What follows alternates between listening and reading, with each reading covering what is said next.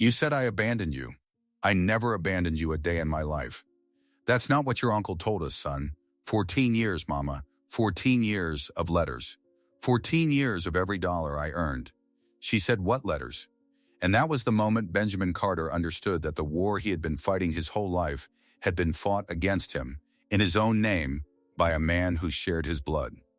After 14 years of framing houses in Newark, then supervising crews in Trenton, then finally holding a New Jersey contractor's license in his own name and a certificate of naturalization folded into a leather wallet, Benjamin Carter came back to Lorenz County, Virginia, with a canvas duffel, a manila envelope of tax returns, and a small wooden box he had carved himself during the long winters when his hands could not stand to be idle.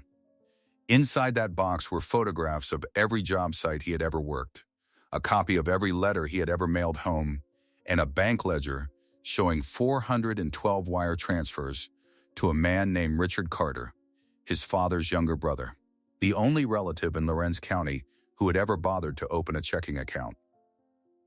Welcome to today's story. If you enjoy emotional dramas and stories where justice arrives slow but arrives sure, do me a favor and hit that like button and subscribe so you don't miss what's coming. And drop in the comments where you're watching from tonight. I want to know who's here. Now let's get into it. The Trailways bus dropped Benjamin at the Crossroads gas station outside Millbrook just after noon on a Tuesday in late September. He could have called ahead. He had thought about it on the long ride down from the terminal in Richmond, his phone in his hand, his mother's number saved under the same 3 letters he had used since he was a boy, Mom. But every time his thumb hovered over the green button, something in him said no. He had been writing letters for 14 years. He had been sending money for 14 years. He wanted his homecoming to be a knock on a door, not a phone call. He wanted to see his father's face when the door opened. He wanted to hand his mother the little wooden box himself. He walked the last 3 miles because the taxis at the gas station wanted $40, and Benjamin had never in his life paid $40 for something his feet could do. The road climbed up out of the hollow and then leveled off through the tobacco fields that used to belong to the Renwick family before the Renwicks lost everything in the crash and sold to a corporation out of Charlotte. The fields were still tobacco, but the barns were new, and there was a metal sign at the fence line that had not been there when Benjamin was a boy. He walked past it and kept walking. He passed a bus stop. That was the second thing that stopped him, though he did not know yet that it should have. It was a proper bus stop, a metal shelter with a bench and a small paper schedule under glass. Painted a clean green and white, and the sign on top of the shelter said Carter Coach lines in tall, confident letters. Benjamin stood in the road and looked at it for a moment. Carter was a common name in that part of Virginia. There were Carters in 3 different hollows. He assumed it was some distant cousin or a company that had bought a family name off a courthouse deed. He kept walking. The sign was going to matter later. It did not matter yet. The last half mile to his parents' house was uphill through pines, and by the time Benjamin reached the top of the ridge, his shirt was stuck to his back, and the duffel had cut a red mark into his shoulder. He stopped at the top and looked down at the little white farmhouse in the clearing below. The house looked smaller than he remembered. That was always the way with places you left as a young man and returned to as a grown one. The tin roof had a patch of rust on the north slope. The porch sagged a little in the middle, where it had always sagged. The paint was thinner than it should have been, thinner than it ought to have been given what Benjamin had been sending home for the porch, and the paint, and the roof, and every other thing his Uncle Richard had told him needed doing. But he did not think about that yet. He was not looking at the house with the eyes of a man doing math. He was looking at it with the eyes of a son who had been gone 14 years and had come home at last. His mother was on the porch. That was the first thing he saw. She was smaller, too, a little bent at the shoulders, wearing a pale blue house dress and a cardigan even in the September heat, sitting in the rocking chair his father had built the year Benjamin was born. She had a bowl in her lap and she was shelling peas, and Benjamin could see the slow, steady rhythm of her hands from all the way up on the ridge. He set the duffel down for a moment. He watched her. He had imagined this moment 10,000 times in 10,000 rented rooms, and he wanted to have it once in real life before he walked into it and changed it forever. Then he picked up the duffel, and started down the hill. She did not see him at first. She was looking at her hands. It was his father who saw him. Charles Carter had come out the front door with a coffee cup in his hand, and he stopped on the top step and looked down toward the road, and his face did a thing Benjamin would think about for the rest of his life. It went slack, the way a face goes slack when a man sees something he cannot fit into the world he thought he was living in. The coffee cup tilted in his hand. A brown line of coffee ran down the porch step. Charles did not seem to notice. His eyes were on the man walking up the drive. Carol Carter lifted her head then, because a mother always feels when her husband has gone still. She turned in the rocking chair, and she saw her son. She saw him from 30 yards away, and she knew him before her mind could catch up to her body. The bowl of peas slid off her lap and hit the porch floor, and the peas rolled everywhere, green marbles bouncing down the steps, and Carol was up out of the chair and moving before the last pea had stopped rolling. She came down the porch steps with one hand on the railing and one hand pressed flat to her mouth, and she was crying already, crying the ugly kind of cry that comes up out of a woman's chest when she has been holding a grief for years and it finally has somewhere to go. She met him halfway across the yard. She did not speak. She grabbed the front of his shirt with both hands and pressed her forehead against his collarbone and just wept. Benjamin dropped the duffel in the grass. He put his arms around his mother. She was so thin. She had always been a small woman, but she was thin now in a way that was not natural. Thin the way a woman gets when she has been forgetting to eat for a long time and nobody has been reminding her.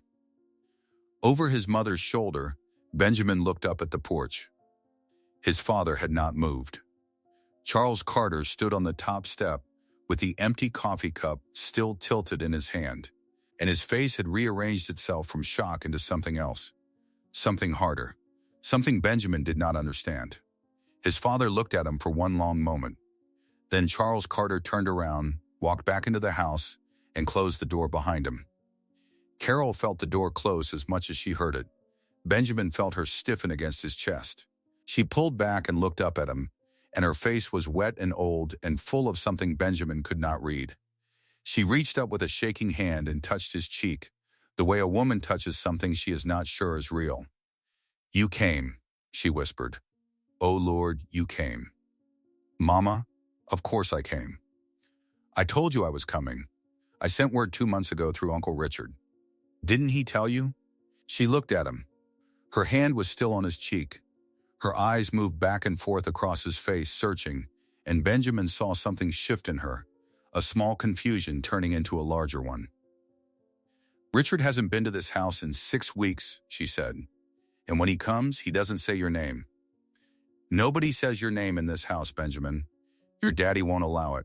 Benjamin took his mother's hand down off his cheek and held it in both of his.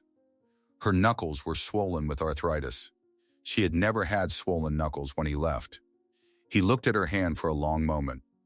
"Why won't Daddy allow it?" She started to answer, and then she stopped. She looked at the porch. She looked back at her son.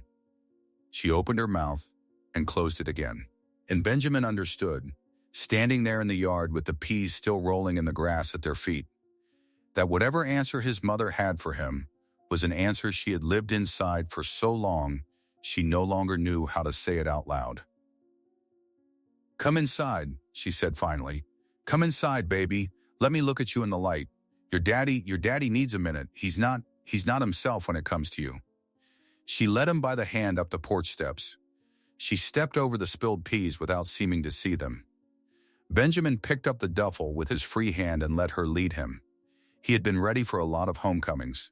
He had rehearsed the tearful one. He had rehearsed the angry one where his father shouted at him for staying gone so long. He had rehearsed the quiet one where nobody said much, and they all just sat at the kitchen table and ate cornbread and let the 14 years settle into something they could carry. He had not rehearsed this one. He had not rehearsed a homecoming where his father walked away. The inside of the house was clean. That was the first thing. His mother had always kept a clean house, and she was keeping one still, but the furniture was old. The couch was the same couch from when he was a boy. The kitchen table was the same table. There was a new refrigerator, small and white and cheap-looking, and Benjamin recognized it as the kind that gets delivered by a rent-to-own place in a town 20 miles away. He had wired money for a refrigerator 4 years ago. Richard had sent him a photograph of a big double-door stainless steel one. Benjamin had shown that photograph to his crew on the job site. He had told them, "That's for my mama." Charles was not in the living room. Benjamin heard a door close somewhere in the back of the house, and then he heard the truck start up in the yard behind the house, and then he heard the truck drive away. Carol did not react. She had been listening to that truck drive away for a long time, Benjamin realized, whenever the wrong subject came up. She sat him down at the kitchen table. She put a glass of sweet tea in front of him without asking. Her hands were still shaking. She sat down across from him and put both of her hands flat on the table and looked at him. "Benjamin," she said, "why did you come back?" He did not understand the question. "Mama, this is my home."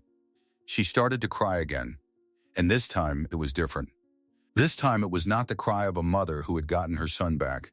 It was the cry of a woman who had just been told a story that could not be true, and who did not yet know how to hold what that meant. She cried with her hands flat on the table, her shoulders shaking, and Benjamin sat across from her with a glass of sweet tea in front of him and did not touch it, because he understood now, without knowing the shape of it yet, that something in this house was very wrong. "Mama," he said, "talk to me." She wiped her face with the back of her wrist.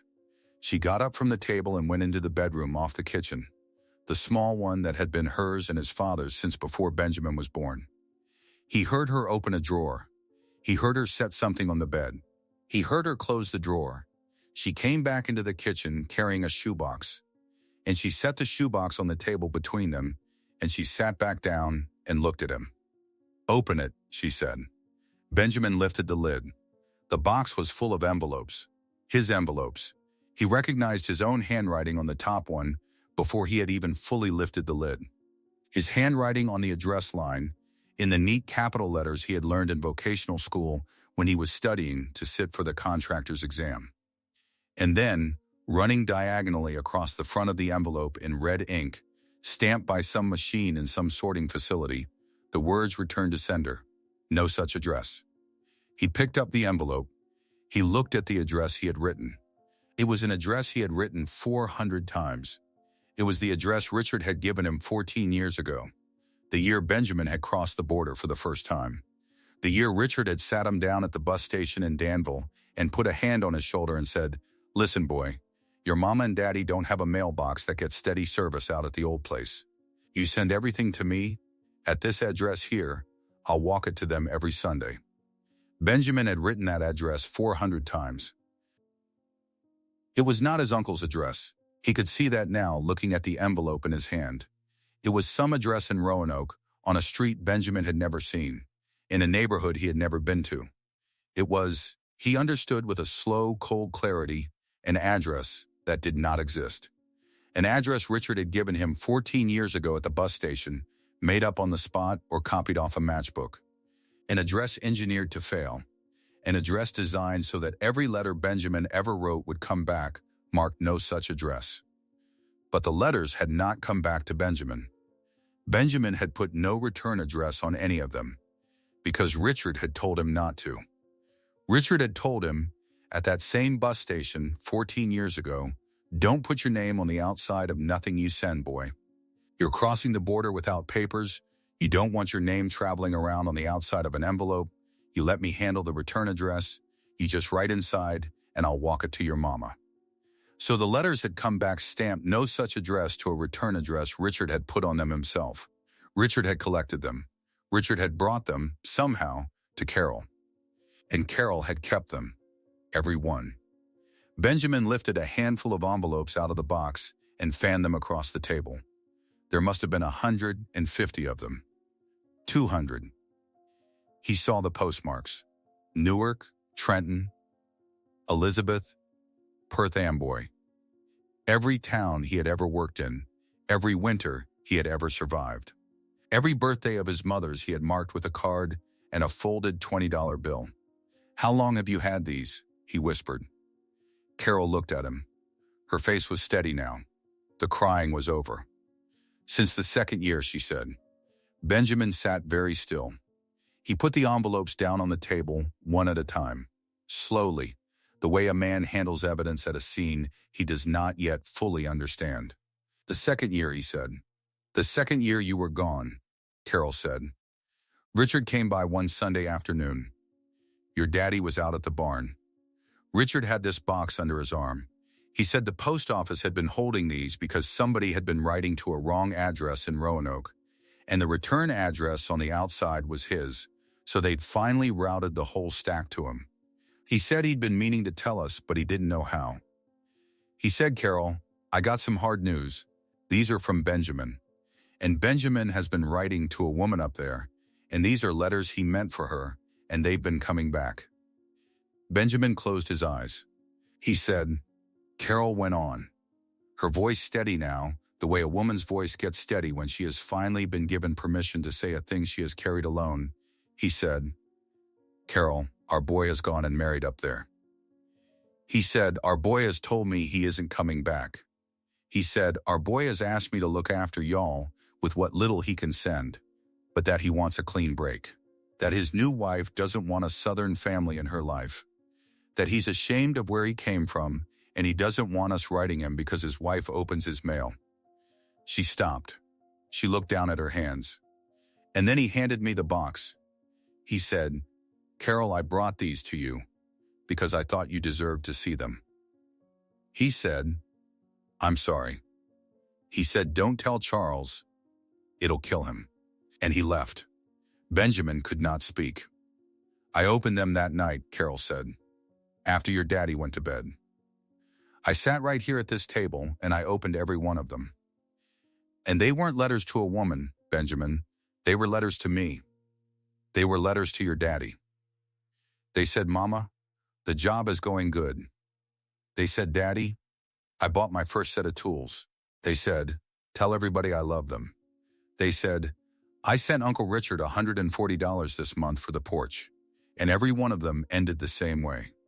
Every one of them said, I'll be home soon, Mama, I promise. She reached across the table and took his hand. I sat here till dawn. And I understood what Richard had done. I didn't understand all of it. I didn't understand why. But I understood that my son had not left me. I understood that my son was writing me every week and somebody was making sure I never got the letters until it was too late to answer them. Why didn't you tell Daddy? Benjamin said. His voice was hoarse. Carol looked at him for a long time. Because your daddy was already broken, she said. Your daddy had spent a year believing his boy was ashamed of him. Your daddy had aged 10 years in 12 months. And if I came to him with that shoebox, and I said, Charles, everything Richard told us is a lie. And I don't know why, but Richard is lying to us about our own boy, Benjamin.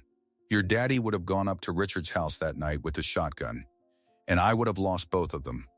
I would have lost my husband to a prison cell and my boy to a lie I couldn't prove. She squeezed his hand. So I did what a woman does when she can't fix a thing. I kept the box. I kept every letter you ever sent. I read them at night when your daddy was asleep. I answered them in my head. And I waited. I waited 14 years, Benjamin, because I knew that one day you were going to walk up that road. Benjamin held his mother's hand across the kitchen table and looked at the shoebox full of returned envelopes and tried to make his mind work. It kept sliding off the thing. 14 years of Sundays.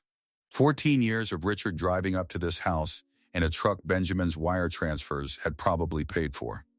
14 years of his father sitting on that porch believing his son had thrown him away like an old coat. The money, Mama, she looked at him. I sent money every month. Every single month. Sometimes twice a month. Every paycheck for 14 years, part of it came home to Richard. For you, for Daddy, for the porch, for the roof, for the truck when Daddy's truck went out 4 years ago, for the doctor when you had that surgery on your knee. Richard sent me a receipt for the surgery, Mama. He sent me a photograph of you in a hospital bed with a cast on. Carol shook her head slowly. I never had surgery on my knee, Benjamin. I've never been in a hospital in my life, except when I had you." He had known she was going to say that. He had known it since he had walked in the door and seen the cheap refrigerator. But hearing it still went through him like a nail. "There was money for a truck," he said. 2 years ago, Richard called me. He said Daddy's transmission had gone out and he needed $6,000 for a used Silverado down at the lot in South Boston. I wired it that same afternoon. "Mama, I worked a Saturday shift I didn't need to work that week because I wanted to send an extra 200 so Daddy could get all-weather tires on it." Carol was crying again, but quietly this time. Tears running down her face while she looked at him. "Your daddy's been driving that same 1998 Ford," she said, "since before you left." Benjamin stood up from the table. He did not know he was going to. His body just needed to be up. He walked to the window over the kitchen sink and put both hands on the counter and looked out. From this window he could see down the slope of the yard, past the vegetable garden his mother had kept in the same rectangle of ground since he was a boy, and out to the county road at the bottom of the property. And down at the county road, at the intersection where the driveway met the pavement, there was another one of them. Another green and white metal shelter. Another bench. Another paper schedule under glass. Another sign that said Carter Coach lines in tall, confident letters. He stared at it. "Mama," he said, without turning around. "Whose buses are those?" There was a silence behind him, a long one. "That's Richard's company," Carol said. "He started it about 10 years ago. He calls it Carter Coach Lines because Carter is his name too. That's what he tells people. It runs the whole county now, runs all the way over to Danville, runs up to Lynchburg on Wednesdays and Fridays. Your daddy and me ride it to the clinic in South Boston every second Tuesday for your daddy's blood pressure. $6.50 each way. $13 round trip for the two of us. Richard don't give us no discount. He told your daddy one time it wouldn't be fair to the other passengers." Benjamin closed his eyes. He was standing in his mother's kitchen looking out her window at a bus stop for a bus company that had been built with his money. His mother and father were paying full fare to ride it to the doctor. His uncle was collecting the receipts. He turned around slowly. "How big is the company, Mama?" "I don't know exactly. 15 buses maybe? 20. He has a lot up in Chatham with a big garage. He's got drivers working for him. He's building a house up on the ridge above Sandy Creek. Big brick one. It's not done yet." Benjamin nodded once. "Okay," he said. That was the whole word.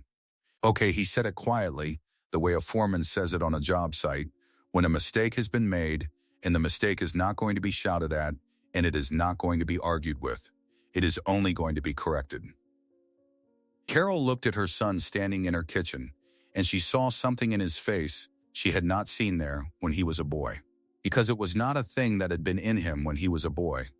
It was a thing 14 years of foreign winters had put there. "Benjamin," she said, "what are you going to do?" He came back to the table and sat down. He picked up the glass of sweet tea and finally took a drink from it. He set it back down. He looked at his mother. "I'm going to do this right, Mama. I'm not going up to Richard's house tonight. I'm not going up there at all until I know what I'm looking at. Daddy would go up there with a shotgun. I know he would. That's why you never told him. I'm not going to do that either." He reached across the table and took both of her hands. "You kept those letters for 14 years. You waited. You didn't burn the house down even when you had every right to. I'm going to be like you, Mama. I'm going to wait too, but I'm going to wait smart." He asked her 3 questions then, sitting at that kitchen table. He asked her which bank Richard used, and she said the First Farmers and Merchants in South Boston because that was the only bank Richard had ever trusted. He asked her if Richard had a lawyer, and she said yes, a man named Pruitt over in Halifax, because Richard had bragged about Pruitt at a family reunion 3 summers ago. And he asked her if she still had the shoebox full of every letter he had ever written, and she said, "Of course, Benjamin. I have every one of them. I know where every one of them is." "Then keep them safe," he said. "Don't move them. Don't tell anybody they exist. Not Daddy. Not yet. When the time comes, Mama, those letters are going to matter more than you know." He got up. He did not unpack his duffel. He did not ask where he was going to sleep. He walked back down the porch steps, out past the spilled peas which nobody had picked up yet, and he walked the 3 miles back to the Crossroads gas station. From there, he called a taxi, and he had the taxi take him to a Best Western off the interstate in South Boston, and he checked in under his own legal name, Benjamin R. Carter. Because he had a driver's license and a passport now, and he was done hiding from anything ever again. He did not sleep much that first night. He sat at the little desk in the motel room, and he opened his laptop, and he started to build a file. He had been building files his whole professional life. Every job he had ever bid, he had built a file.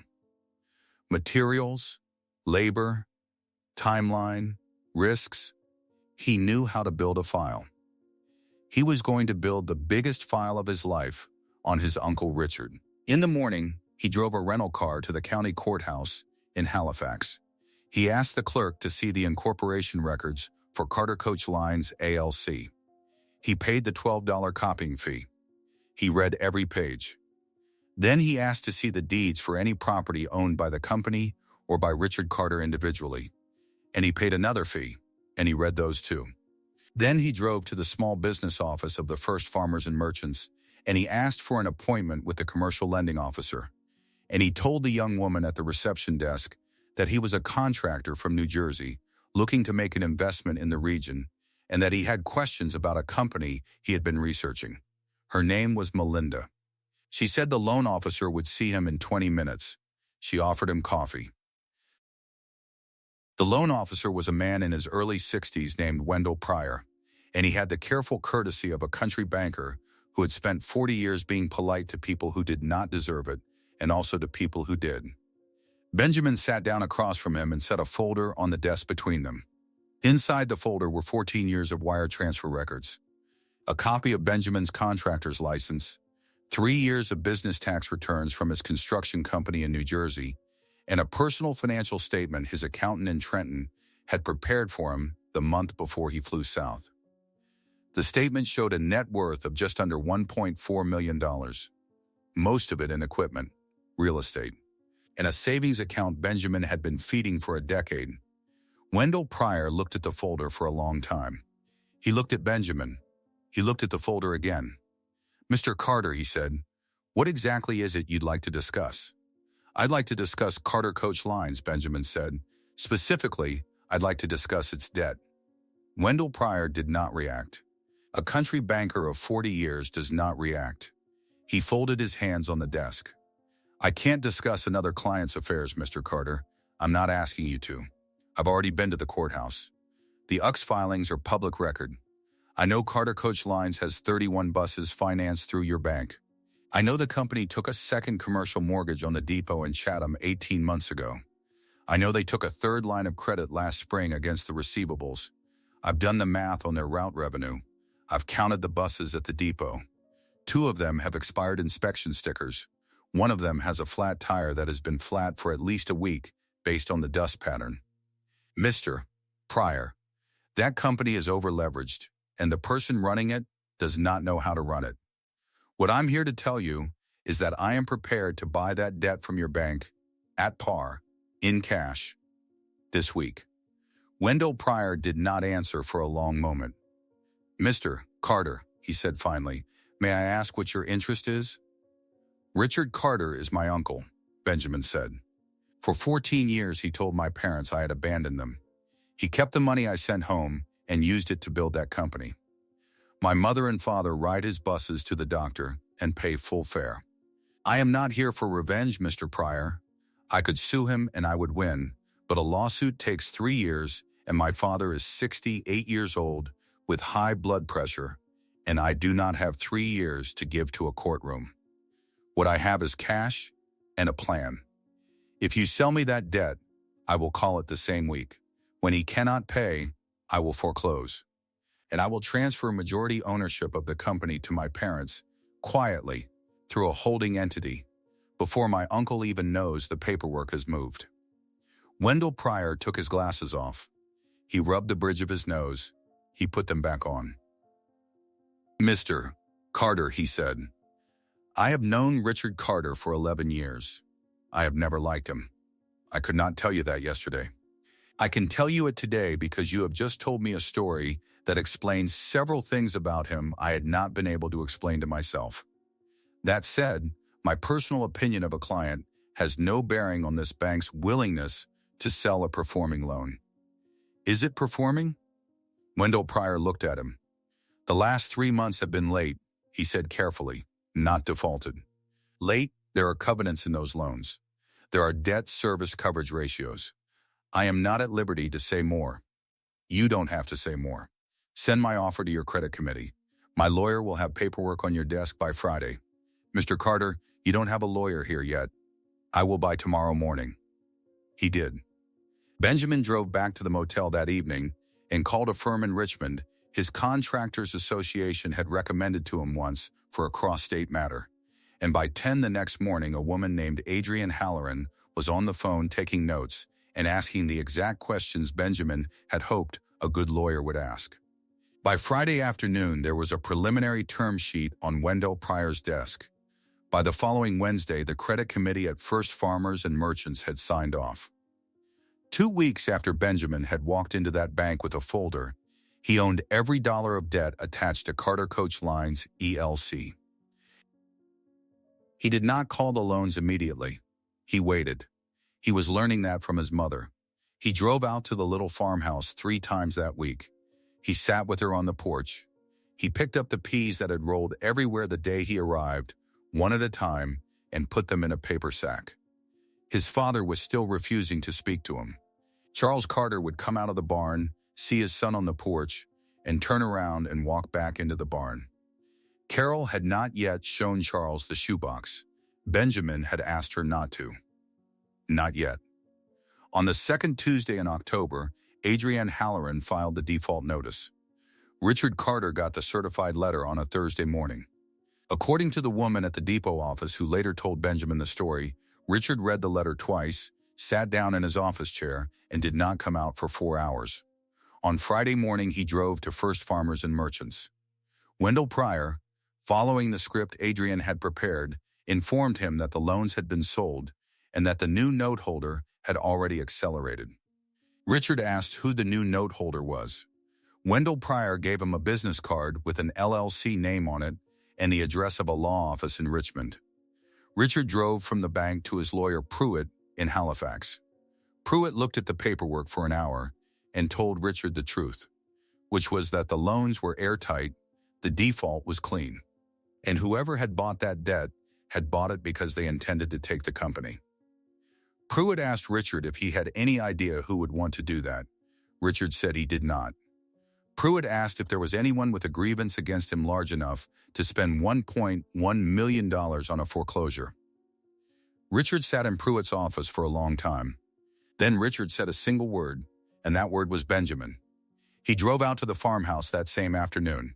Benjamin was on the porch when the truck came up the driveway. His mother was in the kitchen. His father was in the barn. Benjamin stood up from the rocking chair as his uncle got out of the truck, and he came down the steps into the yard, and he waited. Richard Carter had aged into a heavy man with a red face and a gold watch on his wrist. He walked across the yard with his hands out to the sides, palms up, in the gesture of a man who intends to explain. He stopped 10 feet from Benjamin. "Nephew," he said, "don't.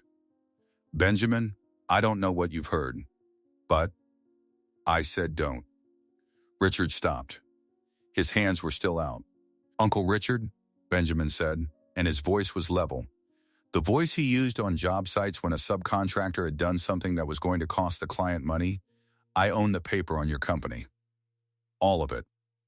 As of this morning, the receiver appointed by the court has physical possession of the depot in Chatham and every bus on that lot. Your lawyer will confirm that when you call him back. There is no negotiation coming. There is no settlement coming. I am not suing you. I am not calling the sheriff on you. What I am doing is exactly what you did to me, only in the opposite direction. I am moving quietly." Richard's mouth opened. Nothing came out. "Here is what happens next," Benjamin said. The company gets restructured under a new holding entity. That entity is owned 90% by my mother and my father jointly. The remaining 10% I keep as a silent partner because I am the one who put up the capital and I would like a small piece of the thing my money built. You, Uncle Richard, are going to keep your job. You are not going to run the company anymore. There is a management firm out of Roanoke that will do that. You are going to drive a bus. The 11 a.m. route from Sandy Creek to South Boston, 6 days a week. You are going to be an employee of Carter Coach Lines, and your employer is going to be my father. You are going to punch a clock. You are going to make $43,000 a year, which is what your senior drivers make. You are going to do that until you retire, or until my father fires you, whichever comes first. If you quit, or if you cause any trouble, or if you tell any story to anyone that is not the true story, then everything I have done quietly, I will do loudly. I will file a civil suit. I will hand the district attorney every wire transfer receipt I have. I will make sure that every person in this county knows exactly what you did. Do you understand me? Richard understood him. Richard nodded once, a small tight nod, the nod of a man who has just felt 14 years of a certain kind of life close behind him like a door. Good. Now get in your truck and go home. My father does not know yet. My mother does not know yet. I am going to tell them tonight, in my own way, at my own kitchen table. You will not be there. You will not call. You will show up at the depot on Monday morning at 6:30, and you will report to a man named Deshaun Willis, who is your new supervisor. That is all. Richard got in his truck and drove away. That night at the kitchen table, Benjamin told his father everything. He put the shoebox on the table. He put the wire transfer records on the table. He put the paperwork from the holding company on the table, with Charles and Carol Carter listed as the 90% owners of Carter Coach Lines. Charles Carter did not speak for a long time. Then he looked at his son and he said, "Boy, I owe you an apology I do not know how to make." And Benjamin said, "Daddy, you don't owe me nothing. You were told a lie by a man you had a right to trust. What you owe me is the rest of the time we have together, and I am here to collect it." Charles Carter cried then. Benjamin had never seen his father cry in his life. It did not last long. Charles wiped his face with the back of his hand, and he reached across the table, and he took his son's hand, and the three of them sat that way for a while, not saying anything, because there was nothing left that needed saying that night. Benjamin built them a new veranda that winter with his own hands. Wide boards, cedar rails, a green metal roof pitched just the way his mother had always wanted. He hired one man to help him and did the rest himself, weekends and evenings, driving down from Trenton every Friday and back every Sunday night until the spring, when he moved his contracting business south for good and opened a second office in South Boston. Every evening after supper, when the light was going soft over the tobacco fields and the crickets were starting up in the grass, Carol Carter sat in a rocking chair on the new veranda with the shoebox in her lap, and she took out one envelope and she read the letter aloud to her husband and her son. 14 years of letters, one night at a time, arriving at last. If this story moved you, please like this video, subscribe to the channel, and tell me in the comments, do you know someone who has been carrying a lie for too long? Share this with them tonight. Sometimes the truth takes 14 years to walk up the driveway, but it always walks up the driveway. Thank you for watching, and I'll see you in the next story. Peace.